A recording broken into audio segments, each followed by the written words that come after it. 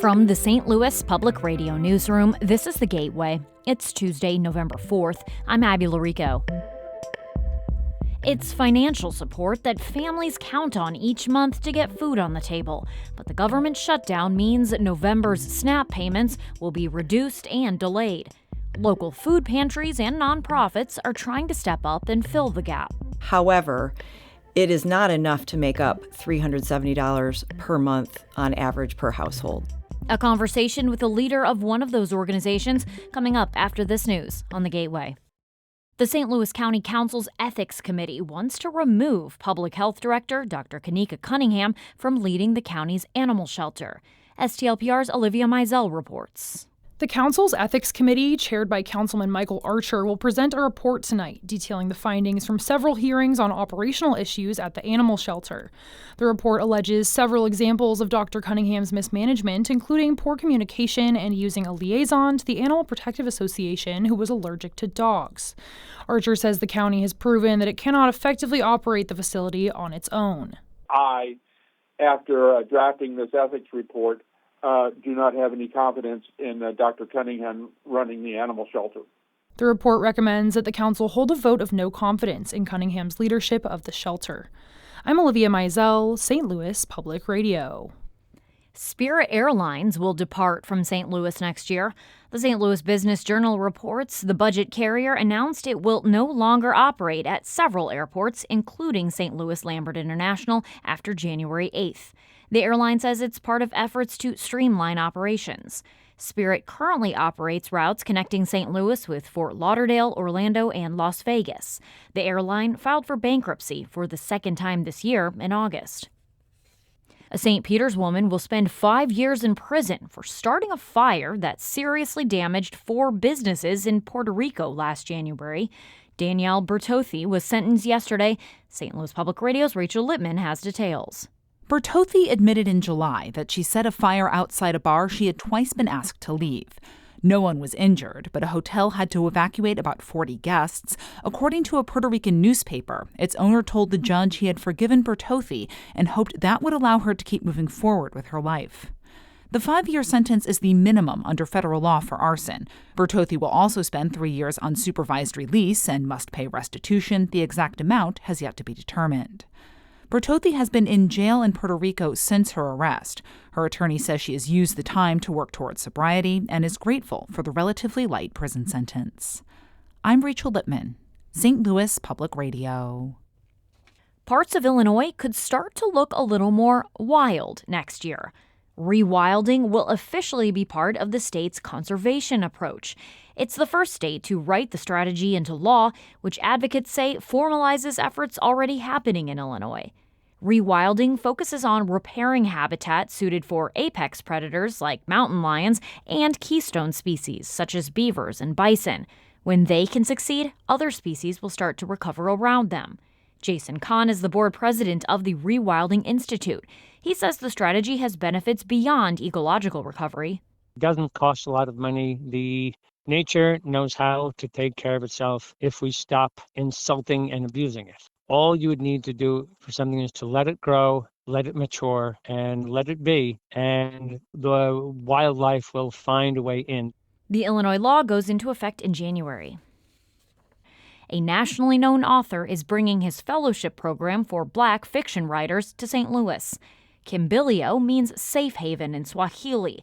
The program provides emerging writers with mentorship, critiques from notable authors, and access to editors and agents. St. Louis and David Haynes started the program in 2011 in Dallas. It'll now be based in the Grand Center Arts District. He says he wants to help make St. Louis a popular tour stop for Black authors. We want those writers, whether they're at the beginning of their career and are going to win the prize in 5 years, or maybe win it next year, we want them here. STLPR's Andrea Henderson spoke with one fellow who says the program is invaluable to Black writers. Lauren Morrow grew up in Hazelwood. As an adolescent, she took dance classes at Coca and read books in her spare time. She later enrolled in a Master of Fine Arts program in Michigan, which is where she began writing her first novel. In 2023, Morrow brought some of her manuscript with her to workshop as a Kimbilio Fellow. She says the program sharpened her writing. When you've done a workshop like Kimbilio, that work is in really wonderful shape because you've gotten the feedback of not only the people that are in your workshop, but also the professional leader who is a published author. Morrow will discuss her novel Little Movements for Kimbilio's reading series on November 24th at Left Bank Books. I'm Andrea Henderson, St. Louis Public Radio. Several long-awaited restaurants opened in the St. Louis area in the last month. Before October, you could only pick up a pie from Nikki Slice's Pizza Club to bake at home through an Instagram order. Now you can get the creatively topped Detroit-style pizza from a shop on the Hill. Cocktail and Raw Bar Extra Wavy and Speakeasy Prohibition are now open near Lafayette Square. A fire in that building had shuttered PW Pizza and the 21st Street Brewery in 2023.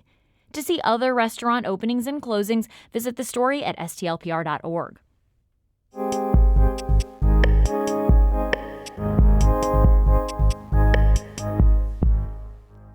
The government shutdown means thousands of people in the St. Louis area will have reduced SNAP benefits this month. Lucy Short of St. Louis is one of them. She is a full-time yoga instructor who receives the assistance. A lot of people assume that people who are receiving SNAP benefits are not working, don't have a job, are somehow trying to receive handouts and manipulate the system. I think that a lot of people on SNAP are gainfully employed and work really hard. The reduced and delayed November SNAP payments are putting pressure on people who already struggle to make ends meet. It's also challenging private organizations that help people with food insecurity. St. Louis on the Air's Elaine spoke with Kristen Wild, CEO of Operation Food Search, which is an agency that provides nutrition support in eastern Missouri and southern Illinois. What stands out to you in what Lucy Short said there? She's spot on. We have many clients who work 1 or 2 or even 3 jobs. A lot of the SNAP households have families with children, elderly, disabled, veterans in them. And there are a lot of folks that receive SNAP benefits because of their income level, despite how hard they're working. But given the high cost of living, inflation that we've seen, grocery prices go up 20 to 25% in the last 4 to 5 years, it is just simply too difficult to meet all the requirements, housing, medical, food, that are necessary for a healthy life. Mm-hmm. How do misconceptions, Kristen, about who receives food assistance and why, how does that affect the work that Operation Food Search does? We're really always fighting the stigma surrounding needing assistance. We've got children who take home food on the weekends through our Operation Backpack program. And, we put it in backpacks that are very discreet and just look like a book bag. We know that exists, and we encourage people, if they need help, they need to reach out for it. They should not struggle alone. They should find local food pantries near them. They also, if they potentially would qualify for free and reduced lunches and breakfasts at school, they should absolutely apply. Some school districts are universal free and reduced lunch schools, and every child has access. But in other districts, depending on the income level of the area, families have to apply for it. Mm-hmm. So right now is really a key time. Those meals are flowing, and we want to ensure that kids are fed to the extent possible. Mm-hmm. So these issues are what you and your partners at Operation Food Search are keeping track of. How have you all been able to help your clients through all of these changes and the uncertainty? Fortunately, we are in a community that is so philanthropic. People have been rallying around this. In just the last week of October, we had 40 different food drives set up for Operation Food Search to benefit our community. Those are ones that we are aware of. So what Operation Food Search is doing is we are garnering this extra support that we're receiving in the form of financial donations and food donations, purchasing more food. So fortunately, we have had a wonderful community response.